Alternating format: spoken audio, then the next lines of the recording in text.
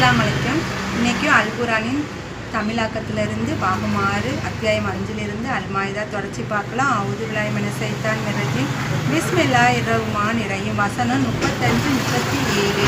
இறை நம்பிக்கை கொண்டவர்களை அல்லாஹ்வுக்கு அஞ்சுங்கள், அவன் பக்கம் நெருங்கி செல்வதற்கான வழிவகையை தேடுங்கள், மேலும் அவனுடைய வழியில் கடுமையாக பாடுபடுங்கள், நீங்கள் வெற்றி பெறக்கூடும். வசனம் 36.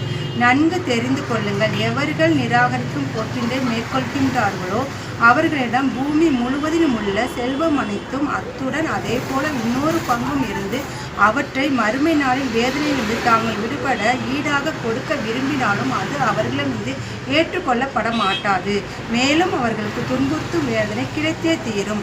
வசனம் 37. அவர்கள் நரகத்தை விட்டு ஓட நினைப்பார்கள், ஆனால் அவர்கள் அதை விட்டு வெளியேற முடியாது, மேலும் அவர்களுக்கு நிலையான வேதனை தரப்படும். வசனம் 38-40. திருடுபவர் ஆணானாலும் சரி பெண்ணானாலும் சரி அவர்களுடைய கைகளை துண்டித்து விடுங்கள், இது அவர்களுடைய சம்பளத்துக்கான கூலியாகும், மேலும் அல்லாஹ் வழங்கும் படிப்பினை மிக்க தண்டனையும் ஆகும். அல்லாஹ் யாவற்றையும் மிகைத்தவனும் முன்னறிவாளனும் ஆவான். வசனம் 39. எனவே யாரேனும் அநீதி இழந்த பின் பாவ மன்னிப்பு கோரி தங்களை சீர்திருத்திக் கொண்டால் அல்லாஹ்வின் கருணை பார்வை அவன் பக்கம் மீண்டும் திரும்புகிறது. நிச்சயமாக அல்லாஹ் பெரிதும் மன்னிப்பு வழங்குவனும் அலாபரியா கருணை உள்ளவனும் ஆவான். வசனம் 40. அல்லாஹ் வானங்கள் பூமி இவற்றின் ஆட்சிக்கு உருவவன் என்பதை நீர் அறியவில்லையா? தான் நாடுபவர்களை அவன் தண்டிப்பான், மேலும் நாடுபவர்களை மன்னிப்பான்.